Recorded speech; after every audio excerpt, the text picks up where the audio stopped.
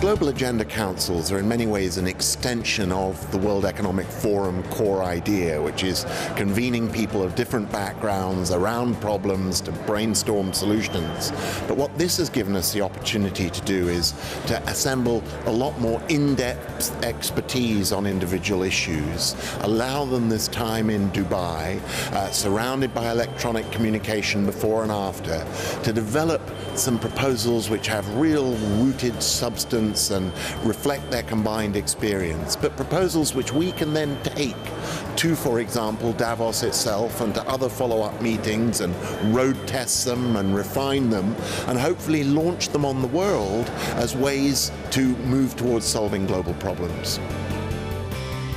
The fact that you have people from government, from civil society, from the private sector, local organizations, international organizations. I mean, basically the global community is sort of unfettered and having a contest of ideas, and that's good. I'm on the Council on the systemic financial risk, i.e. the financial crisis of the last 3 years. And the main things we're recommending is that the international authorities, which have already got a big program of reform, should go a bit further and institutionalize some more powerful global institutions for managing global imbalances and financial institutions.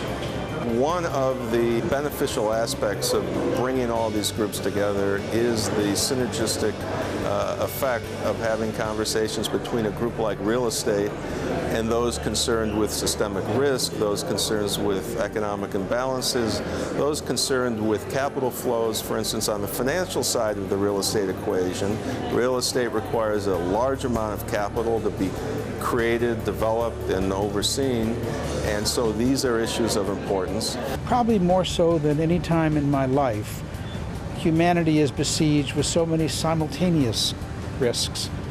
We really need the best, the brightest of us, the countries that we represent, the institutions that we represent, no kidding, to focus on these big challenges. Everything's at stake here.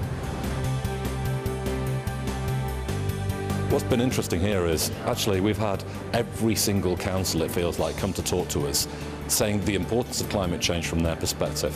Because this is an issue that cuts across all of us, and we need to answer it in the immediate time frame. I think it's a very good platform for brainstorming. The gathering of those people from all over the world will integrate their wisdom. We are having a kind of a mission, a zeal, a longing to do something great, because the financial crisis forced us to break the ice and to think about this opportunity as a chance, as a window to start thinking about really interconnectedness in the world. So we have a proposal on the table for a global centre on emerging technology policy, which has really been fleshed out, and this is drawn extensively from our experiences from last year's Council.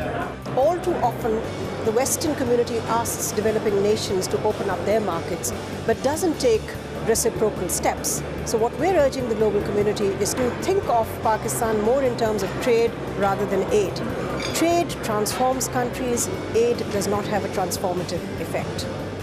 I am pleased that so many of you councils have risen to the challenge that we have placed before you under the rubric of this Global Redesign Initiative. And you have put forward quite a wide range of specific and in many cases quite promising and significant proposals. Our proposals did demonstrate and reflect a need for what might best be called a new global architecture. And given that this work does inform the Global Redesign Initiative, this is very appropriate.